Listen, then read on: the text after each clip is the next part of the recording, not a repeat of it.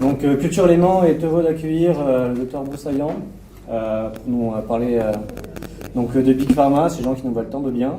Et il va s'échiner, essayer de nous démontrer ça, si j'ai bien compris. Je ne compte pas m'échiner parce qu'on ne peut pas s'échiner à prouver que le ciel est bleu. Mais en effet, l'idée de base, quand même, c'est de vous montrer que, bien sûr, c'est un cancer sociétal et on va peut-être en profiter pour définir ce que c'est que le mot cancer.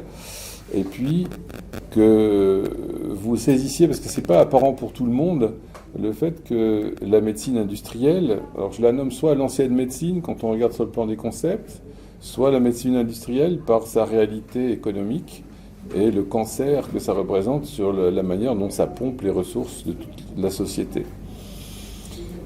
Et je vais essayer de procéder par étapes.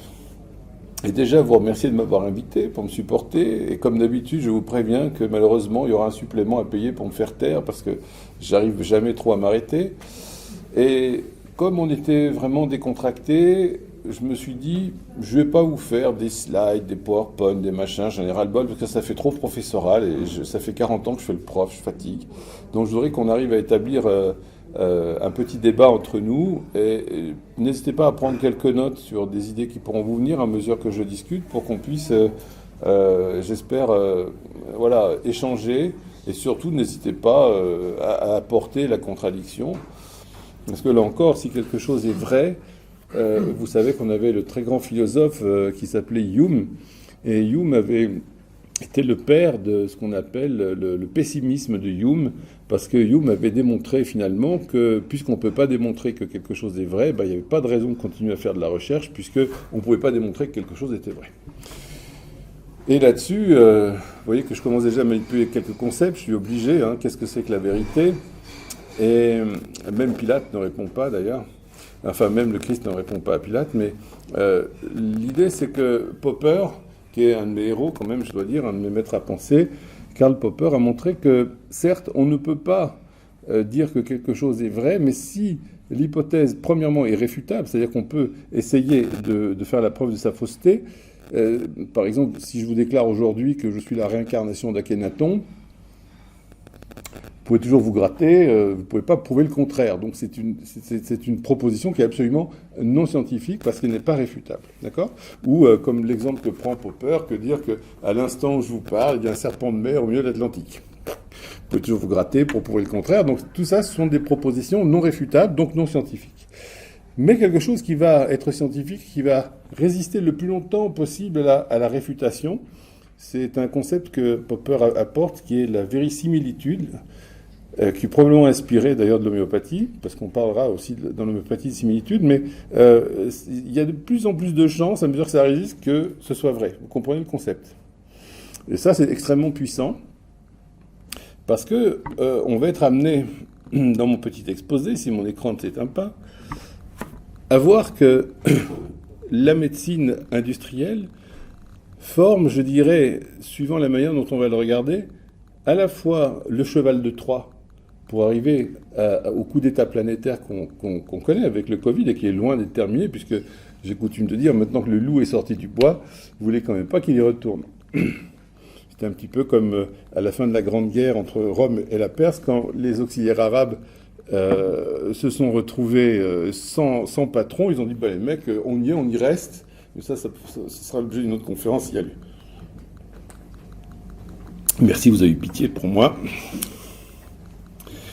Et l'autre façon de voir le système médical actuel, outre le cheval de Troie, c'est de comprendre qu'il a littéralement damé le terrain, préparé l'avènement de la dictature mondiale. Là aussi, je vais être obligé de préciser les termes dictature. Le terme que je viens d'employer, parce que c'est facile à prononcer, c'est un terme qui est déjà en lui-même erroné, parce que la notion de dictature, c'est quelque chose qui est clairement existant dans le droit romain, c'est-à-dire que, vu les circonstances, on accorde les pleins pouvoirs au dictateur. César était dictateur, et puis après il s'est fait élire dictateur à vie, etc. Et vous aurez tendance à remarquer que, puisque les dictateurs sont élus par des circonstances précises, ces gens ont tendance à créer les circonstances pour les maintenir dictateurs, ce qui est un petit peu normal. Au bout d'un moment, vous voyez qu'on retourne les choses. ce qui nous a été servi pour violer tous nos droits sous prétexte de nous sauver. On a déjà eu les vieux relents de discrimination, de pureté, et tout ça est déjà en germe dans la médecine classique. Je fais un jeu de mots en disant en germe, puisque ça fait référence à des idées de Pasteur, avec le germe, la contamination, la souillure, la propreté, etc. Et vous voyez que toutes ces idées déjà vont être rabâchées et resservies sur un plan sociétal.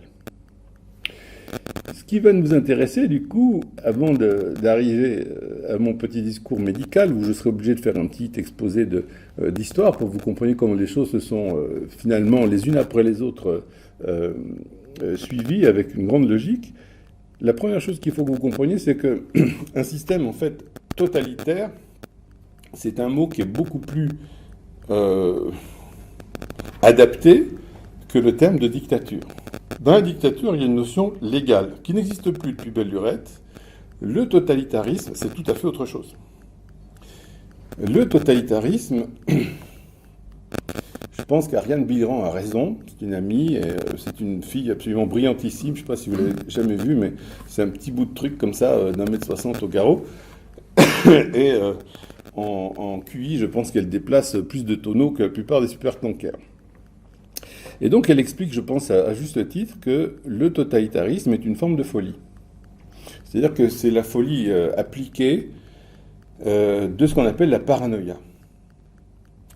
C'est pour ça que vous voyez, déjà, on est obligé d'amener cette espèce d'amalgame entre des concepts qui sont purement médicaux, c'est-à-dire des frappés, si vous voulez en d'autres termes, et la société qui tend à s'imposer, qui est de nature totalitaire, mais en fait viscéralement de nature paranoïaque. Si vous posez la question du comment ça se fait, la réponse, elle va être à plusieurs étages. Mais pour ceux qui sont les plus éveillés parmi vous, vous pensez bien que ce que nous vivons, ce sont des conséquences de causes qui sont cachées. Je crois que le père Roosevelt l'avait déjà exprimé, mais il est évident, et ça c'est un des points sur lesquels je veux venir, c'est que jamais rien ne se fait spontanément et que tout ce qu'on observe n'est que le résultat de forces souterraines qui finissent par agir jusqu'à ce que les choses se présentent à nos yeux. Je développerai très brièvement aussi le fait qu'en matière politique, strictement rien n'a été spontané. La révolution de 17 a été organisée, le tsar a été couillonné dans un guet-apens, la révolution française a été savamment organisée. C'est qu'aujourd'hui, apparemment, qu'on s'en rend compte. Et il est clair que la seule manière logique de voir les choses, dans la mesure où le complot appartient au gouvernement, c'est-à-dire que tout gouvernement, par nature, est un complot, puisque c'est secret, on décide à huis clos, on cache, on masque, et voire même on dit le contraire de ce qu'on veut faire. Donc il faut bien comprendre que c'est inhérent au pouvoir et au gouvernement que de comploter. Et donc la seule manière aujourd'hui cohérente de voir les choses, je reviendrai, vous me rappellerez si j'oublie, qu'est-ce que c'est que cette notion de cohérence? Ça fait appel en physique au principe de moindre action, c'est-à-dire quelle est l'hypothèse qui permet de rendre compte de ce qu'on observe avec le minimum d'énergie. Pour vous faire un exemple, vous pouvez à chaque fois que vous observez quelque chose, faire une théorie ad hoc pour expliquer ou rendre compte du phénomène que vous observez. Vous suivez bien. C'est-à-dire qu'il se passe un événement X1, X2, X3, X4, et à chaque fois, vous allez me fournir une explication indépendante de la voisine pour expliquer à chaque fois. Donc vous appliquerez ça, par exemple, à la crise du Covid. Et à un moment donné, vous êtes obligé de dire, attends mon kiki, là, toutes mes hypothèses X1, Xn, elles sont sympas, mais en fait, je vais faire l'économie de toutes ces hypothèses en admettant une seule hypothèse de base, c'est qu'on nous veut du mal, tout simplement, à tous les niveaux. Et là, on fait appel à un processus paranoïaque de défense qui est, lui, légitime. Quand vous avez un gars qui vous tourmente, ben, vous commencez à dire, attendez, qu'est-ce qui se passe? Et ça, c'est évidemment légitime. Et donc, pourquoi totalitarisme, ça rime avec paranoïa, et pourquoi la paranoïa là? C'est parce que la super classe dirigeante, qui est multi-méga giga fortunée, qui doit compter je ne sais pas combien de personnes, mais certainement pas beaucoup, il faut que vous compreniez, je pense que nous ne comptons pas de milliardaires dans l'assistance. Pas encore. Mais en fait, je vais vous le dire, ça ne le sera jamais. La réponse, elle est là, c'est que vous n'avez pas le profil psychopathologique pour devenir milliardaire. C'est ça qu'il faut comprendre. C'est-à-dire que c'est là que les choses sont perverties, et je vais arriver à cette notion aussi fondamentale de perversion. Mais comprenez ceci, comment vous faites pour entasser autant de pognon? Vous comprenez? D'abord, il faut violer les règles. Ensuite, il faut avoir un état d'esprit apte à tirer la couverture à soi en toutes circonstances, c'est-à-dire lécher les bons culs, poignarder les bons dos. Il y a donc un profil très particulier qui est celui de la personne méga fortunée, parce que il faut accumuler cet argent, il faut absolument y arriver. Je vous prends un exemple entre 1000, je pourrais proliférer, mais vous prenez l'exemple de Tesla. Ça va être vachement difficile de trouver un mec plus génial que Tesla. Le mec, il pensait en 3D, tac tac, il dessinait son truc, plof, c'est comme Mozart, vous savez, il était à la bourre un jour, il finissait son opéra dans la diligence, enfin c'est un truc de fou. Et Tesla, il s'est retrouvé complètement à poil, il s'est fait rouler pour finir par JP Morgan, mais Westinghouse lui a fait signer un contrat pour que vous compreniez la difficulté, il faut vous renoncier à vos royalties, il aurait pu être multimilliardaire. Et là encore, vous voyez qu'il n'avait pas le profil psychopathologique pour devenir milliardaire, parce qu'il avait l'idée, il avait les compétences, et il n'a pas fait de pognon. Au contraire, c'est les rapaces qui ont fait du pognon sur son dos. Et c'est toujours comme ça que ça se passe.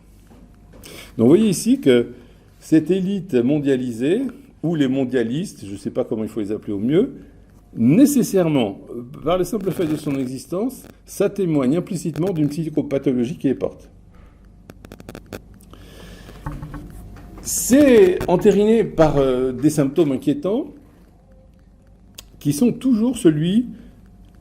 Alors on a le profil déjà avec les califes, par exemple, qui vont créer un personnage fictif qu'on va appeler le prophète, et à qui on va attribuer des choses épouvantables, mais qui en réalité ne sont que la justification du comportement califal. Et le calife, c'est quoi déjà? C'est le pouvoir total. La richesse illimitée, le pouvoir illimité. C'est-à-dire que les mêmes causes, finalement, ici, pour une fois, vont produire les mêmes effets. Vous avez une caste sans limite de pouvoir, sans limite d'argent, et à ce moment-là, il y a quelque chose qui émerge toujours, c'est la pédocriminalité. C'est irrépressible. Ils ne peuvent pas faire autre chose. Alors, on peut avancer une petite explication là-dessus, c'est que quand vous avez tout, qu'est-ce qui devient bandant? Vous voyez ce que je veux dire? Vous êtes vachement emmerdé, je veux dire, vous avez des gonzesses autant que vous voulez, je le place en tant que mec, mais c'est réciproque, bien sûr. Qu'est-ce qui peut devenir excitant? C'est la transgression. Et la seule transgression qui reste intéressante, c'est de faire cette violence sexuelle sur les enfants. Ça va, vous me suivez dans le petit développement immonde que je suis en train de vous faire.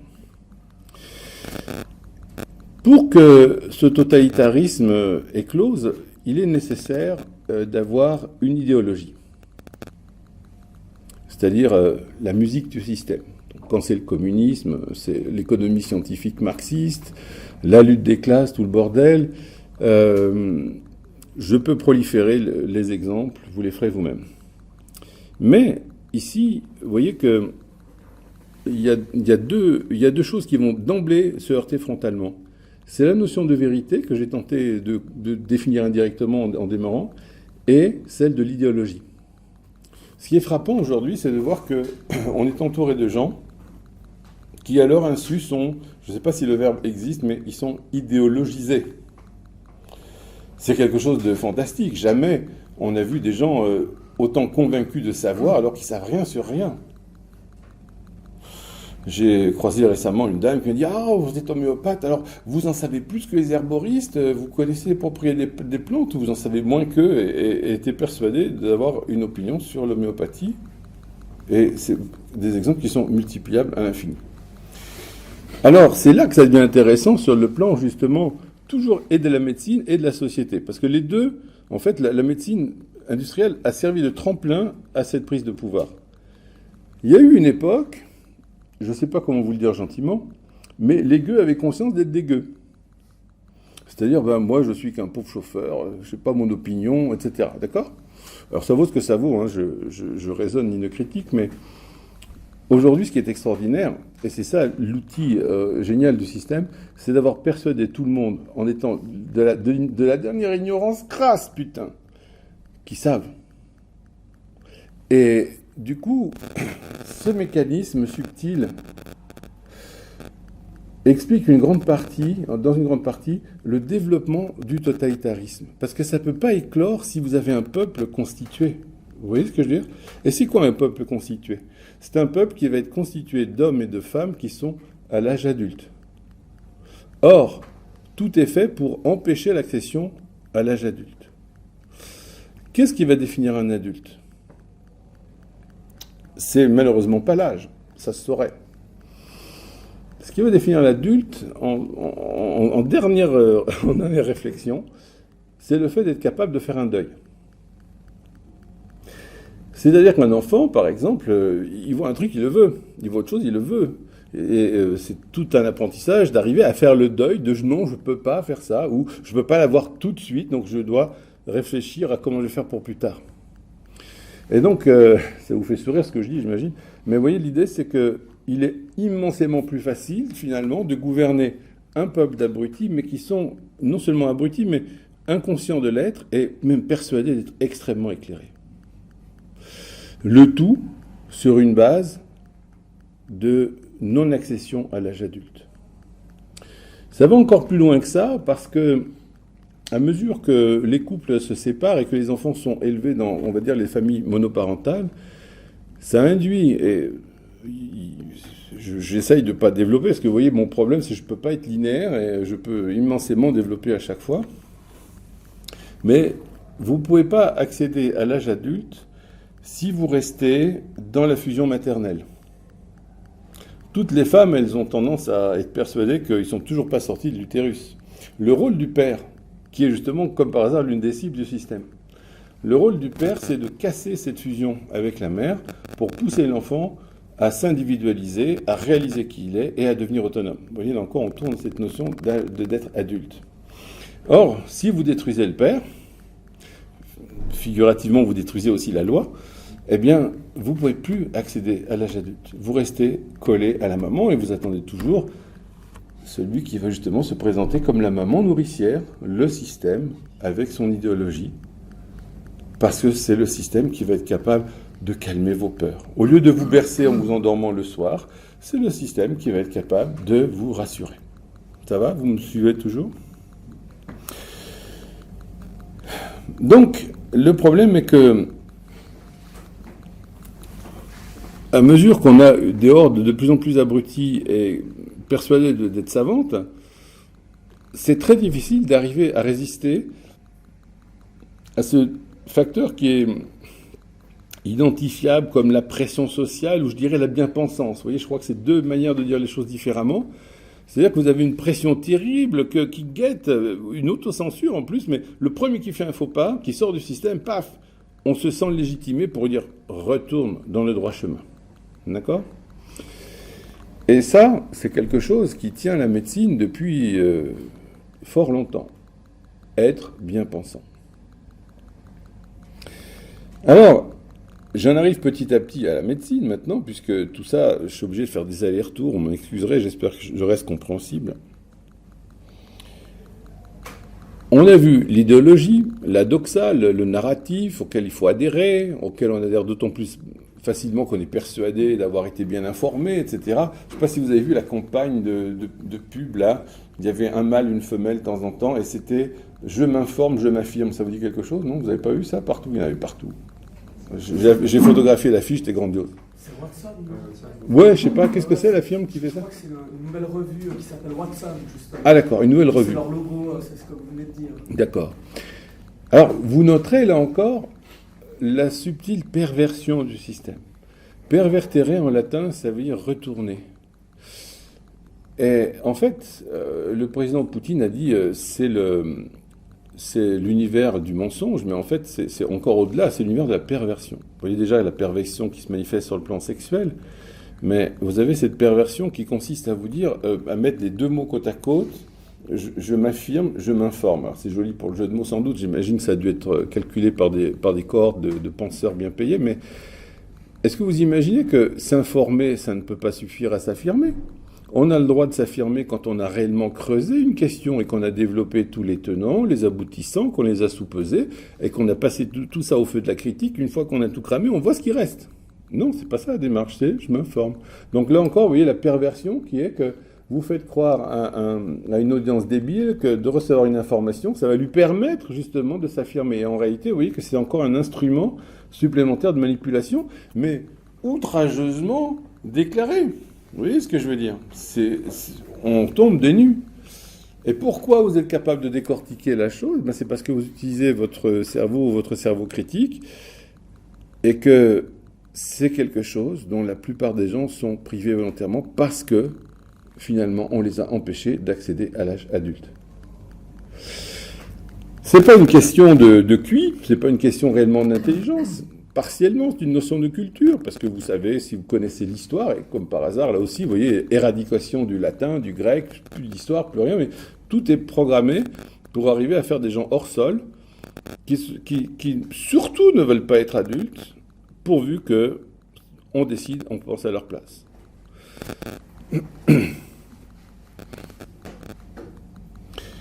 Maintenant, j'en viens à ce qui va faire mon lien avec mon sujet, quand même. Je viens de finir mon introduction. C'est que la justification du système, comment, je ne veux pas dire légaliser, je mange le mot, c'est le fait que le système existe, c'est son droit, d'où le tire-t-il, son droit naturel. Son droit naturel, il faut qu'il se soit la vérité. Donc vous voyez ici, là encore, la nouvelle perversion, c'est que l'idéologie, qui est une simple idéologie, c'est-à-dire la pensée d'un connard lambda qui a conçu ça pour nous, qui veut l'imposer à tout le monde, eh bien, il veut que ce soit la vérité. Et pour ça, la seule manière de faire, ça va être de justifier par, aujourd'hui, la science. C'est-à-dire que la science, puisque la science, on mesure quelque chose et que c'est vrai, donc, si je m'appuie sur la science, ce que je fais est vrai, et donc justifié. Ça, vous suivez le mouvement, là. Seulement, ce qu'on ne vous dit pas, c'est qu'il n'y a plus de science depuis longtemps. Depuis belle lurette, il n'y a plus de science. C'est fini l'époque de Torricelli qui passe un coup de fil, qui appelle son copain et qui lui dit « Tiens, à dos de mulette, tu vas faire l'ascension, puis tu vas regarder si la hauteur de la flotte varie quand tu vas en altitude. » Ça, c'était le développement de la science qui consiste à faire la recherche de la vérité.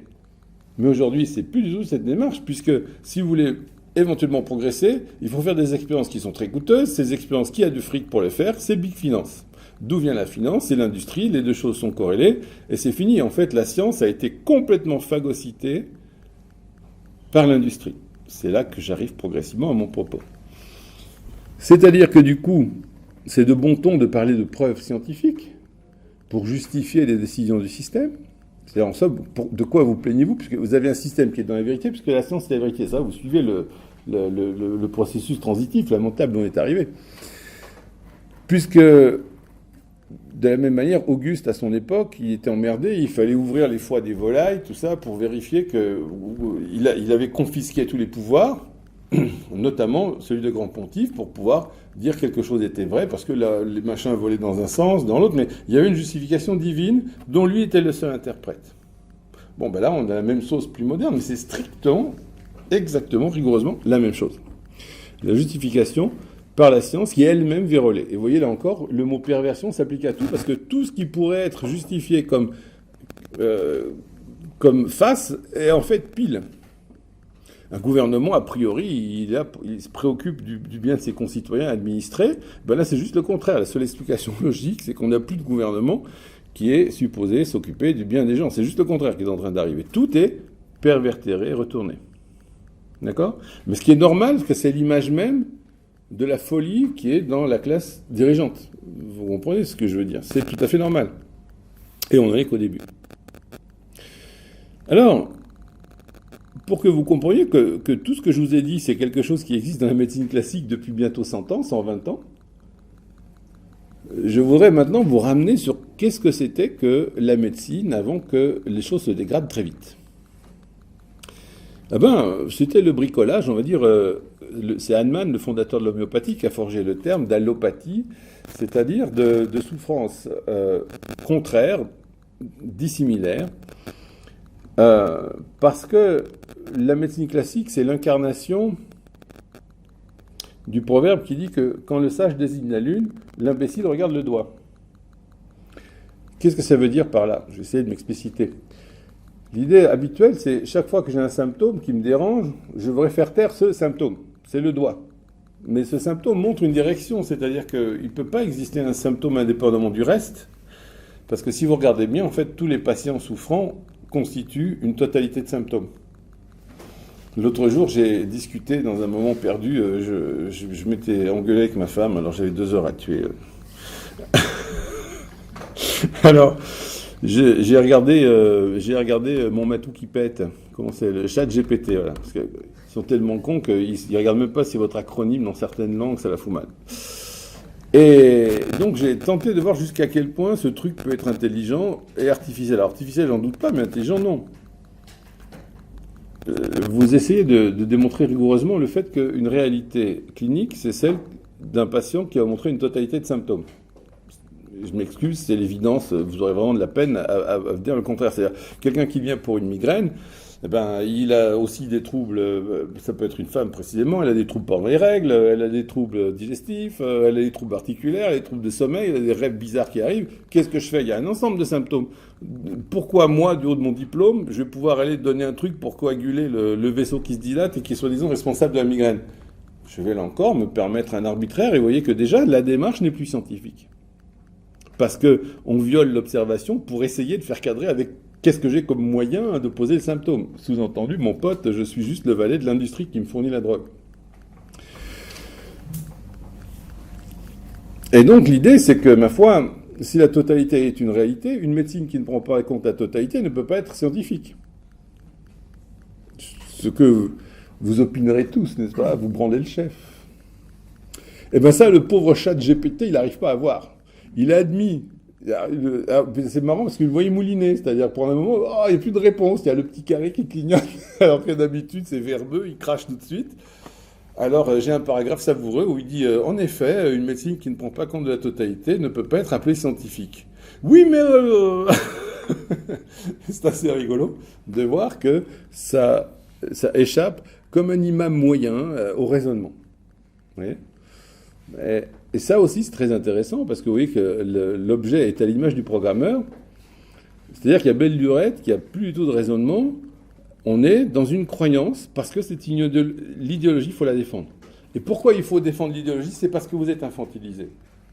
Vous voyez comme les deux choses se tiennent. Si vous êtes un adulte, vous pouvez adopter une idéologie après avoir fait le tri, de dire, bon, bah, ça j'aime pas, ça je peux pas, ça vous raisonnez. Vous pouvez avoir des raisonnements faux qui ont des prémices erronées, ça me dérange pas. On peut dans ce cas-là le démonter. Puis vous êtes réceptif à la démonstration du contraire. Mais le fait qu'on ne soit pas réceptif à la démonstration, c'est que justement vous avez capitulé avec la raison. Si vous l'avez capitulé la raison, c'est parce que vous êtes resté au stade infantile. Et du coup, votre doxa qui vous habille, le prêt-à-penser, l'idéologie, elle vous porte. Vous êtes sauvé par l'idéologie et donc vous acceptez de coopérer au système. Et du coup, au lieu que ce soit la vérité qui soit l'objectif de la recherche de tout être normal, on se retrouve dans clic, là encore perversion. Je ne cherche pas la vérité, c'est au-delà de mes forces. Je vais surtout chercher à conserver la doxa. Ça va? Vous voyez le truc? Et l'illustration du dévoiement de la science, de la perversion de la science, de l'infiltration de l'idéologie, eh ben vous avez quand même des exemples extraordinaires qu'il ne faut quand même pas manquer de citer ce soir. L'un des plus marrants, on embarras du choix, mais l'un des plus marrants, c'est quand même le coût du réchauffement climatique. Alors là, j'avoue, ma femme m'a eu, parce que quand on s'est connus, moi je croyais, c'est-à-dire... C'était un truc, oui, vous êtes humain, vous êtes limité, vous pouvez pas être sur tous les fronts. Donc, tiens, oui, il y a le réchauffement, j'achète, bon, ok, putain, la planète se réchauffe, on va être dans la merde, peut-être pas le monde d'acheter un appartement à Nice avec vue sur la mer, tout ça, vous réfléchissez. Puis il me dit, mais pauvre idiot, regarde, il y a un super article dans Nexus, je lui dis, qu'est-ce que c'est? Fais voir ton article. Et c'est vrai qu'il était bien cet article dans Nexus, si vous le connaissez. Puis, quoi, réchauffement de 10 degrés dans le Moyen-Âge? Ah, ça doit être les industries de Byzance qui ont pollué à mort, j'imagine, ça peut être que ça. Et puis, petit à petit, vous voyez, le verre est dans le fruit, c'est-à-dire qu'il faut laisser toujours la place au doute. Mais, pardonnez-moi, mes digressions elles sont sans cesse, mais mon cerveau ne travaille pas linéairement. Et le doute, c'est quelque chose de sain, pourvu qu'il soit aussi en relation avec un pôle qui est celui que j'appellerais de la foi. C'est quelque chose de théologal, mais ce que je veux dire par là, c'est qu'il y a des malades qui ne sont que capables d'être dans le doute. Et il y a d'autres malades qui sont que dans une foi préformatée, qui n'a pas été testée par le doute, qui sont aussi une autre forme de déviation. Mais quand vous avez le doute qui est là en disant « est-ce qu'il peut y avoir une vérité ?», là ça prend du sens en disant « ok mon pote, je vais faire la peau au réchauffement, voyons quels sont les arguments », et puis alors là vous voyez que tout fout le camp. Vous voyez que les mêmes qui m'expliquent que ça fait 40 ans que je donne de l'eau et du sucre et que donc je soigne que des gens en bonne santé, sont capables de vous expliquer que la planète va être menacée par la variation d'un gaz qui dans l'atmosphère est à 0,04%. Et donc peut-être, ou mieux, on est responsable du tiers de la production. Vous dites là, bon coco, il va falloir commencer à se poser des questions. Et là encore, du coup, vous en revenez à quoi ? Il y a un consensus. J'arrive à la médecine petit à petit, parce que tout ce que je dis, évidemment, est parfaitement exportable à la médecine, mais c'est la médecine qui nous a amenés là. Le consensus, c'est-à-dire que partant du principe que tous les scientifiques pensent pareil, ça doit être vrai. Et là encore, vous voyez, quelle est cette atroce déformation de la notion de vérité, cette perversion, parce qu'on n'est plus du tout dans Karl Popper, Popper aux chiottes. C'est du moment qu'on pense tous pareil, ça doit être vrai. C'est exactement ce qui se passe en médecine. Ils font des réunions de consensus une fois par an, ils décident du traitement, ça va être la vérité. Et ce consensus, vous dites, ah ben attendez les potes, vous voulez faire de la recherche, il faut du fric. Qui c'est qui donne le fric? C'est les gouvernements. Et le gouvernement, il vous donne du fric que si vous allez dans le sens des conclusions qu'on demande. Donc effectivement, ces conditions, vous avez un sacré consensus. Et à une époque, il y avait moins de scientifiques, c'était beaucoup moins payé, mais il y avait un consensus pour penser que les sphères célestes étant divines, c'était que des mouvements parfaits, donc des cercles, et il fallait rendre compte du mouvement des planètes que par des mouvements circulaires. Et ces mouvements circulaires, c'est ce qu'on appelait les épicycles, donc Ptolémée en a fait la synthèse au deuxième siècle, je ne vous dis pas de bêtises, je crois que c'est le deuxième siècle Ptolémée. Et on observait bien que les planètes s'emmerdaient, ça ne faisait pas un cercle autour de nous dans la tête. Mais attends, on bouge pas, si le cercle est pas grand, c'est qu'il doit y avoir des autres cercles, et les sous-cercles, on est cercles. Alors vous, marrez, parce que vous dites, ah, c'est conte grec. Mais en réalité, aujourd'hui, la science est exactement dans la même impasse. Si on regarde au plan cosmologique, on est en train d'inventer de la matière inconnue, de l'énergie noire, et on est en train de faire exactement la même chose, parce qu'on n'a absolument plus progressé, on pédale dans le yaourt. Alors, ce qui me faisait marrer, en plus, c'est qu'il y a au moins 10 ans de ça, parce que c'est un des secteurs aussi, excusez-moi, mais sans péter plus haut que mon derrière, mais ce sont des vieilles études à moi. Dans le temps, c'était l'astrophysique. Donc, bref, pour la faire courte, j'étais tout à fait d'accord avec ceux qui prédisaient que si on avait un télescope assez puissant, ce qui est le cas maintenant avec le James Webb, eh ben, on n'apercevrait pas des petites galaxies naines, mais bien des galaxies normalement constituées. C'est exactement ce qui s'est passé. Je dis ça parce que je suis un des partisans de M. Petit. Et M. Petit, à mon avis, on peut l'écouter, vu qu'il a inventé des choses sur lesquelles on s'est assise, et que les Russes en ont profité pour faire des armes balistiques remarquables. Je pense que ça fait partie des mecs qu'on peut quand même écouter. Et donc son modèle, je pense, est très certainement intéressant parce qu'il a le mérite de mettre un grand coup de pied au cul, et là encore, d'arriver à quelque chose qui est plausible parce qu'il y a moins d'énergie développée à défendre son système que de l'énergie dépensée pour arriver à défendre le modèle actuel. C'est pour ça aussi que vous voyez que la médecine telle qu'elle s'est constituée progressivement, on a besoin de développer beaucoup, beaucoup d'énergie pour arriver à rester dans le dogme. Et c'est pour ça qu'à un moment donné, on capitule. C'est comme de rentrer dans une secte, c'est-à-dire qu'à un moment donné, on dit « Ok, vous voyez très bien que la raison et le dogme ne peuvent pas s'adapter. Il ne reste plus qu'à faire un choix. Soit on se casse, on fait jouer la raison, soit on accepte à ce moment-là d'adhérer au dogme, mais ça fait vraiment comme une sorte de collapsus mental. » Et c'est ce problème-là que je voudrais arriver à vous développer, c'est que la plupart de nos concitoyens autour de nous, c'est pour ça que ça me fait frémir à l'idée de les soigner maintenant, ça se comporte comme une psychose.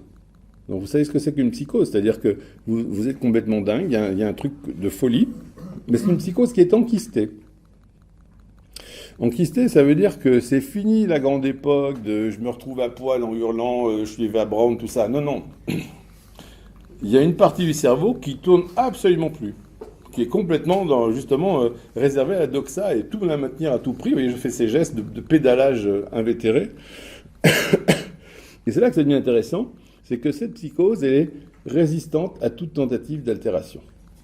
C'est-à-dire que dès que vous tentez de dire « Attends, raisonnement, paf, vous le faites jeter ». J'ai vu ça récemment avec un gars qui a voulu me faire une petite livraison à la maison. Alors, il ne s'attendait pas à tomber sur moi, mais avec son prénom, j'ai déduit qu'il appartenait au sectateur de Mahomet. Et donc, je lui ai dit, tu sais, moi j'ai étudié ça, ça fait au moins 25 ans, et on a quand même des problèmes. Regarde, l'archéologie, elle te montre que toutes les mosquées anciennes, la Qibla, vous savez, la prière se passe comme un modèle militaire normalement, tout est prévu, y compris si vous pétez dans le nez du voisin, enfin du mec derrière. Et le problème est que les Qiblas anciennes, qui sont censés pointer vers la Mecque, ne pointent pas vers la Mecque. C'est-à-dire que ces contes califes, ils ont oublié de raser ça, parce qu'ils ne sont pas doutés que plus tard, il y aurait des gars comme nous pour poser des questions. Et on se rend compte que ces murs des Qiblas, pendant un siècle, elles pointent vers Pétra, mais pas la Mecque. Vous pouvez... Alors là encore, vous voyez, le truc intéressant, c'est de dire c'est une erreur. La deuxième, c'est une erreur. La troisième, c'est une erreur. La cinquième, c'est une erreur. Et vous voyez, l'économie, c'est de dire, bon, ben, c'est pas une erreur, ils ont bien vraisemblablement tous pointé vers Pétra. Parce que Pétra et la Mecque, je sais pas si vous voyez, c'est pas vraiment la même direction. Et là, vous voyez que, oui, blaf, fermeture. C'est-à-dire que vous exposez un simple argument logique, et on se retrouve dans la fermeture. C'est très intéressant, parce que vous voyez que là, on n'est plus dans la recherche de la vérité, mais on est bien dans l'adhésion à une doxa au système, et avec, là encore, cette psychose enquistée, résistante à toute tentative d'altération. J'étais parti, j'arrive à garder le fil, j'espère que je ne vous saoule pas trop. J'étais parti de l'exemple climatique qui, aujourd'hui, me fait bien rigoler. Enfin, moins, sachant qu'ils essaient de me voler 8000 balles pour importer ma bagnole sous prétexte de d'émission, non. Et le deuxième exemple qui est encore plus frappant, parce que ça mêle vraiment tous les concepts qui sont en jeu depuis peut-être déjà à l'époque de Galilée, tout est résumé, je trouve, dans le problème du Saint-Suaire.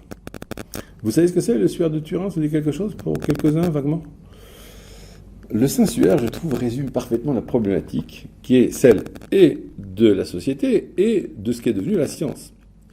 C'est-à-dire qu'on n'est plus dans une science qui est dirigée vers la recherche d'un progrès qu'on supposait illimité, c'est Auguste Comte, tout le délire, mais la science maintenant va être utilisée pour asseoir une idéologie matérialiste et surtout exclure Dieu et si possible surtout le christianisme. Parce que vraiment, visiblement, le problème il est là parce que le christianisme, ça fait normalement des êtres à peu près adultes. Donc il faut le détruire. Donc il fallait montrer que le suaire était faux. Donc, pour ceux qui ne savent pas ce que c'est une pièce de lin qui fait 3 mm d'épaisseur et sur laquelle vous avez une image tout à fait fantomatique parce qu'elle n'a ni début ni fin, il n'y a rien de net.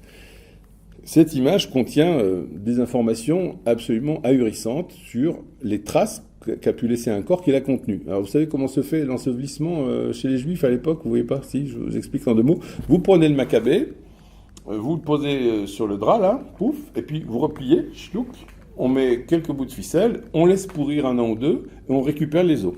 C'est comme ça que ça se passe. C'est pas loin finalement de ce qui se passe à Madagascar, toujours, hein, je sais pas si... Donc, le perturbant dans l'image, c'est que j'essayais de vous faire simple, parce que si je vous fais une conférence sur le suaire, il y en a encore pour 2 heures, mais l'idée, c'est que ça résiste à toute tentative de réfutation. Vous voyez encore le raisonnement popérien, qui est que, bon, vous avez une pièce, soit c'est vrai, soit c'est un faux. Ok ? Pour savoir si c'est un vrai ou si c'est un faux, la démarche scientifique, ça consiste à accumuler des arguments, à faire le listing des arguments, puis dire, bon, voilà, c'est un gars qui a fait ça au Moyen-Âge, il a fait sa peinture, tout va bien, et bingo, on est content. Sauf qu'il n'y a aucune trace de peinture. C'est-à-dire qu'en fait, l'image, elle provient d'une modification elle-même de la fibre qui est oxydée et qui prend une couleur jaune qui est directement corrélée avec la distance au corps. Alors là, on arrive devant encore un nouveau mystère, non seulement pour la production de la fibre, mais du roussissement de la fibre, mais en fait, tout se passe comme si, je suis obligé d'utiliser ça, à un moment donné, comme si on est obligé de dire que le tissu était tendu rectiligne de part et d'autre du corps et que le corps a émis une émission qui s'est projetée orthogonalement au linge. C'est-à-dire que ça dépasse l'entendement. Aujourd'hui, on arrive à la situation que... Comment ça s'appelle? Les zététiciens, vous savez, parce qu'ils ont créé aussi, le pouvoir occulte a créé des brigades de la bien-pensance, la zététique, rien que le mot fait marrer, et qui sont justement les pourfendeurs de tout ce qui ne pense pas correctement, qui s'applique bien sûr en premier à la médecine, au suaire, mais rarement, j'ai remarqué, à la physique des cordes ou à la découverte des nouvelles particules. Marrant. Et donc, les esthéticiens en étaient à nous expliquer que le mec qui a fait ça, alors il n'a pas pu inventer de pigments, donc c'est un type au Moyen-Âge qui aurait inventé l'optique avec un sel d'argent pour impressionner l'image d'un Maccabée crucifié à l'autre bout, et que l'image aurait été constituée. En d'autres termes, ce qui devient délirant, c'est qu'en fait, pour maintenir le dogme de ça peut pas être vrai, on n'est plus du tout... Vous voyez ce que je cherche à vous expliquer, c'est qu'on n'est plus du tout dans une démarche scientifique de recherche de vérité, c'est qu'on est en train de distordre la science comme on peut pour arriver à faire des hypothèses toujours plus dingues pour essayer d'expliquer ce qui n'est pas explicable. Et donc, évidemment, c'est délirant. Si aujourd'hui on se rend compte qu'on peut peut-être faire une image comme ça avec un laser à ultraviolet pour cramer le linge et donner l'apparence de l'image qu'on a, qui, soit dit en passant, est absolument ahurissante sur le plan anatomique et des lésions, enfin c'est épouvantable quand vous voyez ça. Et... il faudrait des milliards de watts, c'est-à-dire qu'il faudrait probablement plus que la consommation annuelle en électricité pour arriver à cramer le linge comme il faut pour arriver à produire cette image. Donc à un moment donné, vous voyez ce que je veux dire, il faut capituler, c'est-à-dire que c'est quoi la foi? Ça consiste à aller jusqu'au bout de ce qu'on peut éventuellement comprendre et expliquer, et puis dire, les mecs, vous faites chier, je capitule, j'adhère. Vous voyez, c'est ça, je pense, la démarche saine à avoir. Eh bien, ça, c'est exactement l'illustration de comment la science a été déformée, parce qu'en 88, il y a eu une analyse au carbone 14. Et première perversion de la science, on va y arriver petit à petit, parce que tout ça, c'est exactement ce qui se passe dans la médecine depuis 150 ans maintenant, 120 ans. On a dit, le carbone 14, c'est l'arme ultime. Comment ça marche le carbone 14? Vous avez une idée? J'explique très brièvement. Alors, le carbone 14, c'est un isotope radioactif du carbone qui est fabriqué par les rayonnements qui viennent de l'espace, qui collisionnent des noyaux de carbone et qui vous font un noyau instable qui finit par se dégrader au bout de tant d'années, N années, etc. Alors, évidemment, quand vous êtes encore vivant, vous mangez du carbone, et une fois que vous êtes claqué, vous absorbez plus de carbone, donc la teneur en carbone 14 finit par décroître très lentement dans ce qui reste de vous. Ok ? Ça, c'est la théorie. La pratique, tous ceux qui sont frottés à ça savent que en fait, ça marche bien pour dater, par exemple, des morceaux de charbon de bois, pour dater des trucs un peu costauds, quoi. Mais dès qu'on est dans de la fibre, déjà, on rigole beaucoup moins, parce qu'il y a des problèmes d'impureté. Et puis surtout, pour sauver quand même le truc, c'est que il y a un phénomène auquel on ne s'était pas préparé, c'est qu'il y a des variations dans le rayonnement cosmique. Ce qui fait que la production de C14, elle n'est pas constante. Vous voyez le truc. Donc, vous êtes vachement emmerdé parce qu'il faut ajuster. Alors, comment on ajuste? Eh ben, on prend une culotte de l'époque de Louis XIV, on regarde ce qu'il y a comme carbone 14, on essaye de voir une culotte qu'on a trouvée dans un sarcophage égyptien dont on connaît à peu près la datation, et puis on essaye de faire comme ça des abacs pour que, grosso merdo, on s'y retrouve. Alors, deux choses ici qui vous montrent la perversion par rapport à la science, c'est que, premièrement, vous avez montré comme arme absolue quelque chose qui est très relatif. Et deuxièmement encore, c'est que vous ne pouvez pas juger sur un seul argument si la pièce est vraie ou fausse. Oui, déjà là encore, tout ça, c'est subtil. C'est que si vous n'êtes pas avec l'esprit éveillé, vous avalez le truc. Et donc, ils sont pointés en disant, c'est un faux, ça date de 1300, on a la preuve scientifique. Et j'en profite pour vous dire que la notion même de preuve scientifique est un oxymore. Vous pouvez avoir une preuve mathématique, vous pouvez avoir une preuve judiciaire, mais la science, qui est un questionnement permanent, ne peut pas fournir de preuves. Et la notion de preuve scientifique, elle apparaît avec les machines à laver, pour dire c'est scientifiquement prouvé que mon truc lave plus. Enfin, même un peu avant, parce que la preuve scientifique, elle date de 1912. 1912, c'est quand ils ont lancé le Titanic. Parce qu'ils l'ont prouvé scientifiquement insubmersible. D'accord ? Alors on pourra développer, parce qu'apparemment c'était le bateau de JP Morgan. Il y a encore eu des histoires qui se développent, mais bon, c'est pas le sujet. Donc ce qui s'est produit, c'est qu'on a dit c'est un faux, il date de 1300. Et on s'assoit sur tous les autres arguments, y compris historiques, parce qu'on a une représentation du linceul sur des documents, sur des codex qui datent de 1100, 1200. On sait aussi que l'empereur de Byzance était plein du vol de la tunique en 1204, après le sac de Constantinople par les croisés. Donc tout ça, on s'assoit dessus. Parce que la preuve scientifique... Et vous voyez cette absence de considération pour la réalité scientifique, déguisée en science, surtout que les types d'Oxford qui ont fait l'analyse se sont vus remettre 1 million de livres sterling par un comité inconnu d'industriels pour les remercier de leur participation au développement de la science. C'est quand même hallucinant. Donc, juste et avec ça je termine, le prélèvement, quand vous faites un prélèvement pour dater un objet, le premier postulat, c'est qu'il faut que votre prélèvement soit représentatif de l'ensemble de la pièce. Or, tout le monde savait, en regardant aux ultraviolets, que le coin qui a été prélevé, c'était le plus remanié de tout le tissu. Et c'est donc là qu'on avait la chance de trouver le plus de parasitage, de fausses données, etc. C'est ce qui s'est produit en peu de mots. Donc vous voyez ici l'exemple frappant de comment la science est détournée au profit de l'idéologie. Eh bien, c'est ce qui se passe maintenant depuis 150 ans et plus en médecine. On a commencé par la vaccination. Je crois que c'est vraiment le cheval de Troie. C'est comme ça que ça a démarré. La vaccination, quand Jenner a présenté sa découverte, on va dire, qui était déjà plus ou moins connue, mais on va faire courte, on avait aussi avant Jenner la variolisation. Là aussi, j'abrège, je cite, parce que sinon je n'en sors plus. Mais Jenner a exposé ça à l'Académie et tout le monde s'est marré, ou presque. Parce que on savait très bien que les nanas qui trayaient les vaches qui étaient atteintes de la cowpox, elles pouvaient aussi attraper la variole. Mais pour Jenner, il a vu des cas où, en l'ayant eu, ils n'avaient pas eu la variole. Donc ça a suffi pour lancer le mouvement. En d'autres termes, on n'est pas très loin d'une fraude pour essayer, là encore, d'établir quoi ? Une idéologie qui va arriver à grands pas. À partir de là, très rapidement, on est arrivé à l'idée qu'on pouvait vacciner la population. Et du coup, on est arrivé du terme sujet au mot population. C'est-à-dire une entité mathématique capable d'être mesurée et de raisonner sur des comptes, finalement. Alors, il y a un mec qu'on ne peut pas soupçonner de collusion avec le christianisme. Comment il s'appelle, celui qui a écrit Le Zéro et l'Infini j'ai un trou. Merci, Arthur Koestler. Je vous avais dit que j'avais un public super érudit. Koestler a dit qu'il y avait deux façons de voir les choses.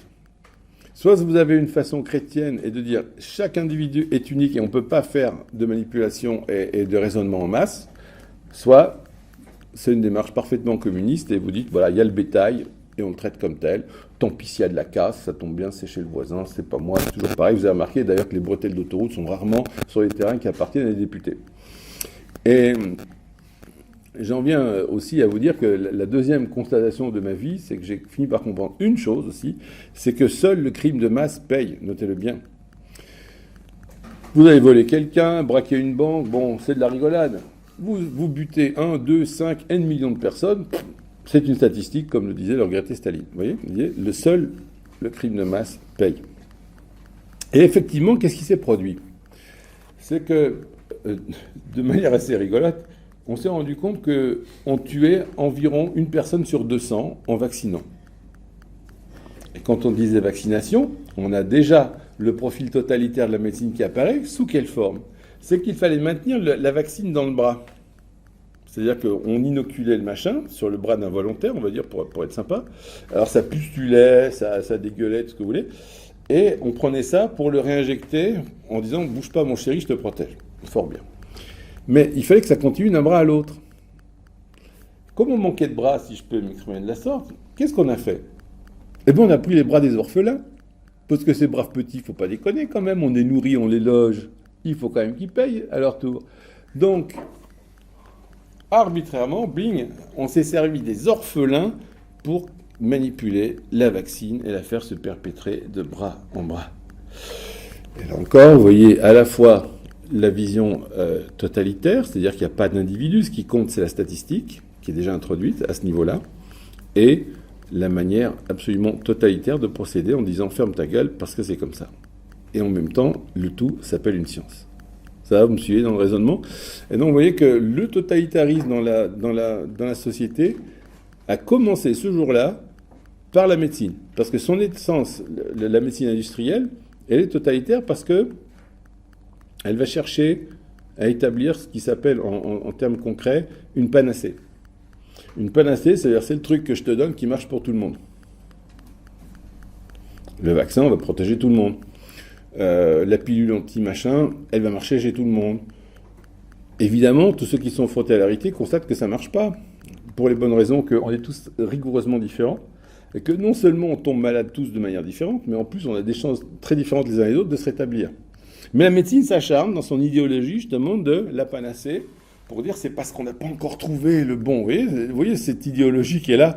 Quand vous demandez le communisme, quel est l'exemple?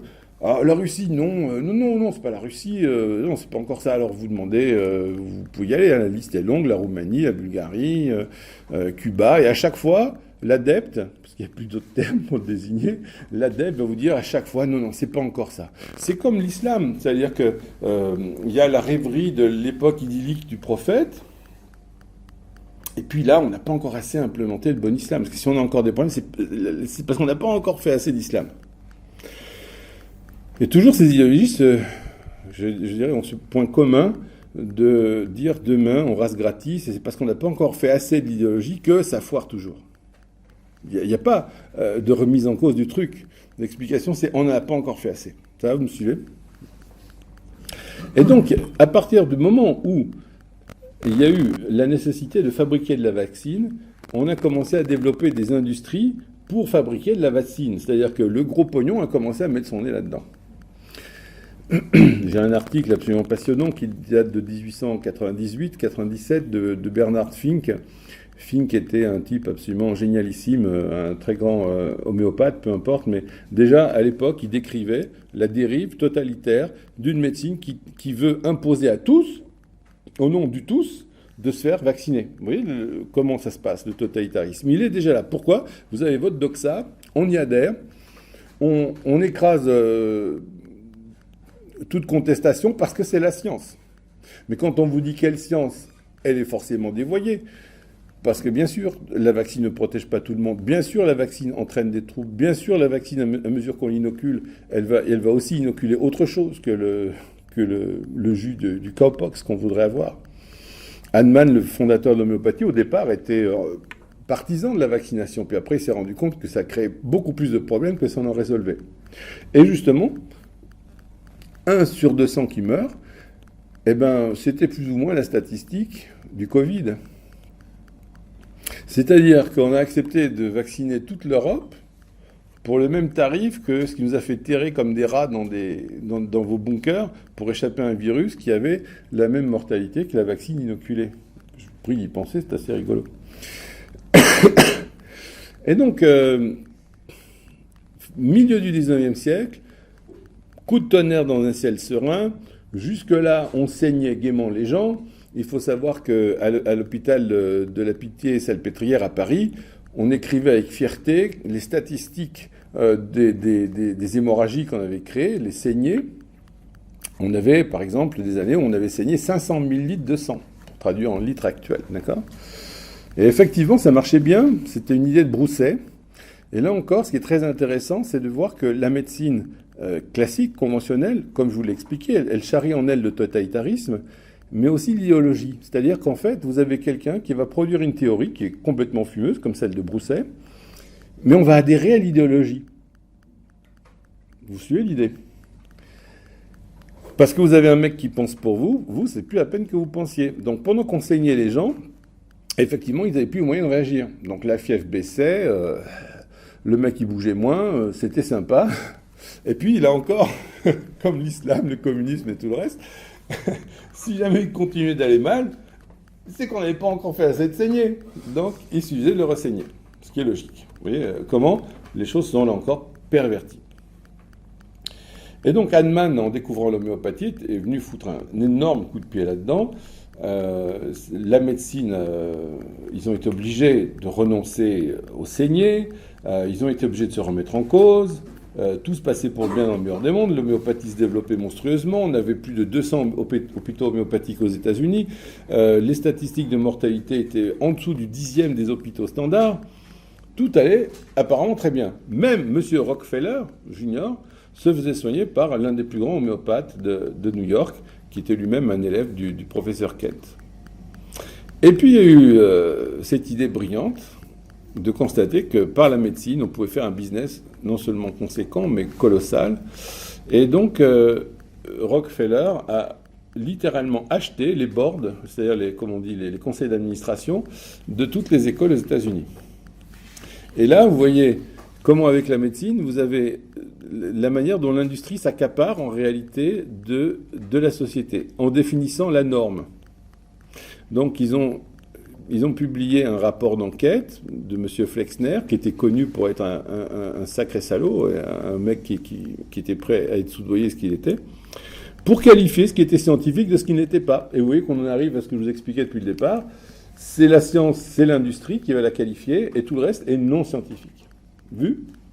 Les hôpitaux ont été créés de manière philanthropique par M. Rockefeller pour pouvoir distribuer les produits issus de l'industrie pétrolière. En réalité, du coup, vous voyez le coup de main, tout est là, c'est totalitaire, c'est le lavage de cerveau, parce que pour rester dans le système, à un moment donné, il faut accepter de ne plus se poser de questions. Si vous avez appris la médecine classique, d'abord, on vous a sélectionné non pas pour votre niveau d'intelligence dans le cursus médical, mais on vous a sélectionné pour votre compliance. Chose que j'ai constatée avec effarement quand je suis allé à la fac quelques années, bien une quinzaine d'années après moi. C'était effarant de voir comment on n'avait plus que des petits bobos, vous voyez, vraiment très, très appliqués, propres sur eux, j'écris bien, j'étudie bien. C'est exactement ce qu'on ne veut pas en médecine. Là, il n'y avait plus que ça. Et là encore, vous acceptez la doxa du système, tous les dogmes, avec non pas on fait des saignées, mais on inocule le machin, on traite avec l'anti-machin, etc. Et plus personne ne se pose la question de savoir s'il y a une totalité de symptômes. La seule question, c'est t'as un ulcère de l'estomac, je te soigne l'ulcère. Il résiste, j'opère. Bon, ça dépend de là où il est, mais en gros, c'est ça l'idée. Vous voyez ? Et avec une science, je vais dire, qui véhicule en elle autant le totalitarisme, vous comprenez que on s'habitue progressivement à la notion du totalitaire. Ça devient la nouvelle norme. Et lorsque les industriels se sont saisis de la médecine, ils se sont dit, mais nous pouvons aussi nous saisir de tous les autres organismes pour imposer nos vues. Et c'est ainsi qu'on est arrivé à une corruption généralisée qui est absolument même pas imaginable. Mais quand on songe que aujourd'hui, on arrive à un niveau où en médecine, les confrères sont persuadés d'apprendre quelque chose en lisant un journal médical. L'arnaque du journal médical a été créée par l'American Medical Association, qui a été dirigée en premier par un voyou, faussement médecin, qui s'est mis d'accord avec l'industrie pour dire « je publie des papiers pour vanter vos produits et vous me donnez du pognon ». C'est comme ça que c'est passé. Le deuxième article statutaire qui ignore ChatGPT, que j'ai dû lui apprendre, c'est que la deuxième ligne, c'est l'éradication de l'homéopathie de la surface des États-Unis. D'accord ? Donc vous voyez que la science est arrivée vêtue du corset de l'industriel, avec ses pouvoirs illimités, et très vite, ça a été ça. Aujourd'hui, vous avez des gars comme l'ancienne directrice du British Medical Journal, ou comme Horton qui dirigeait le Lancet, qui expliquait il y a encore quelques années que peut-être il n'y a pas la moitié des parutions qui valent quelque chose. Mais j'irais bien plus loin. Je pense que, franchement, ça ne vaut plus rien.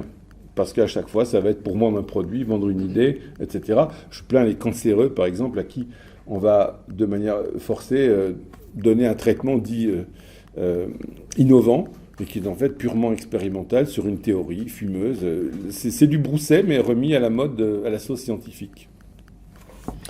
Et donc voilà comment on est arrivé à la situation où, en développant une puissance financière qui n'a d'égal, je pense, que le complexe militaro-industriel, avec lequel on est d'ailleurs en collusion, on s'est retrouvé à avoir la manière rêvée d'entrer de plein pied dans un totalitarisme mondial en soudoyant, en infiltrant toutes les institutions qui au départ étaient faites pour protéger les gens. Et là encore, vous voyez la perversion à tous les niveaux, c'est-à-dire que là, ce qui devait vous protéger est retourné ça devient l'ennemi intime. Voilà donc en peu de mots comment cette affaire de médecine, qui aurait pu être sauvée par la seule forme en fait rationnelle de médecine qui s'appelle l'homéopathie, on est arrivé à l'exploitation industrielle de la maladie en sachant dès le premier moment que chaque fois qu'on donnait un médicament, on allait aggraver l'état de santé des gens. Parce qu'il y avait bien sûr les effets toxiques directs du médicament. Mais l'éclairage homéopathique nous apprend encore autre chose. J'ai bientôt fini, pour ceux qui n'en peuvent plus. Chaque fois que vous agissez de manière allopathique, c'est-à-dire chaque fois que vous allez agir en ayant la visée d'un symptôme qu'on va lui casser sa gueule, on va l'empêcher de s'exprimer.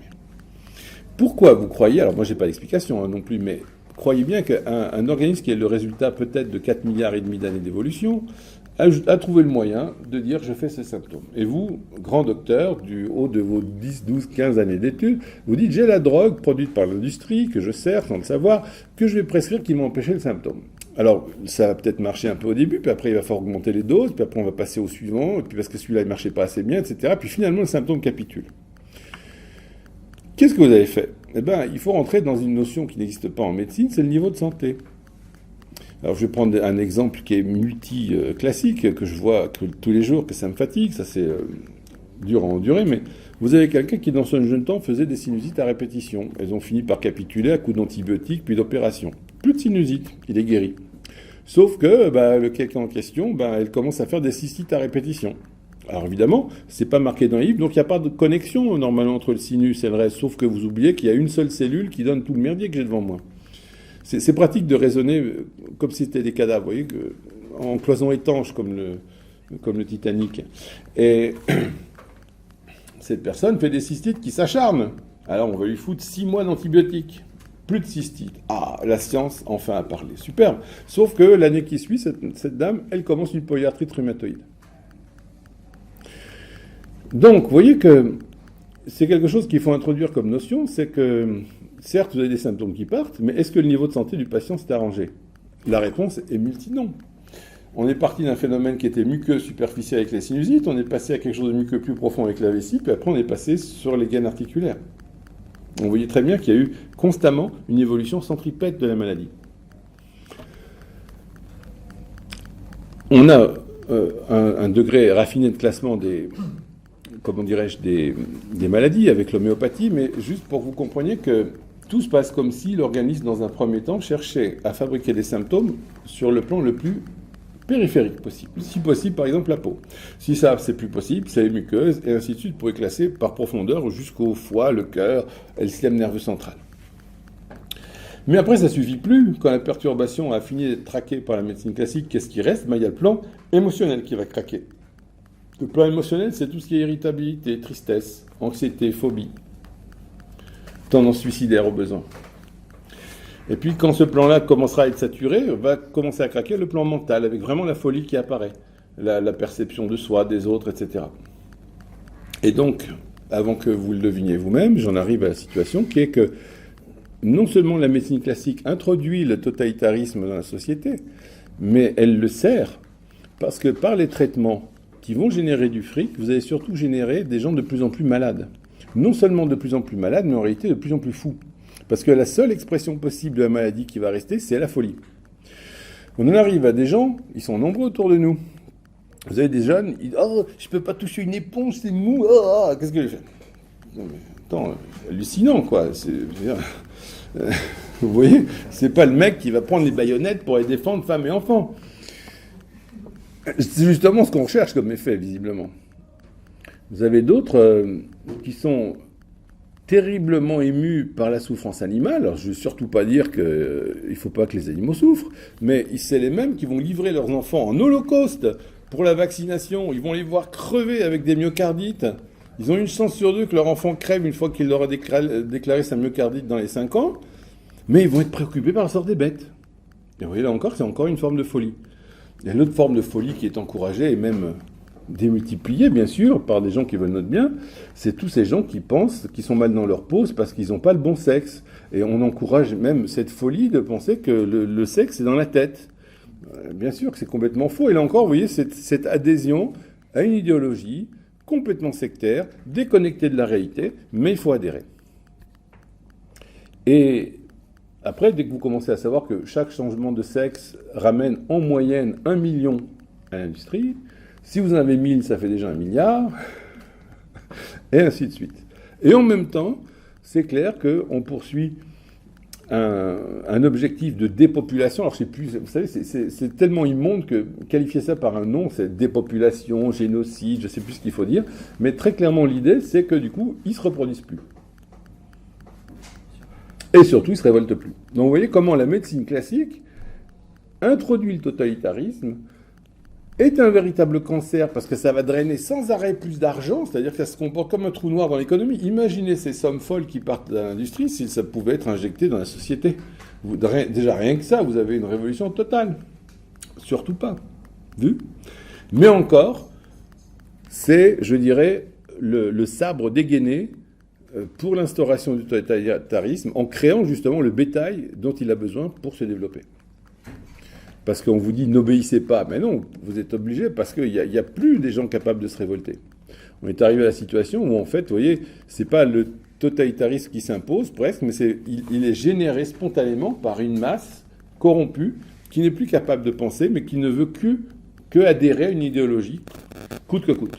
Parce qu'ils sont désadultifiés, infantilisés, je ne sais pas comment il faut dire.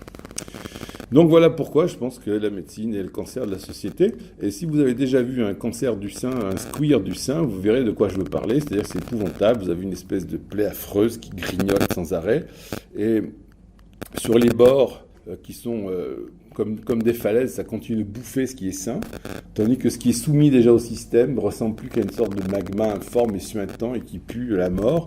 Voilà l'image exacte, je trouve, de la société qu'on est en train d'essayer de nous vendre. Voilà, j'en ai fini, vous m'avez supporté, je ne sais pas combien de temps, l'enregistrement me dira.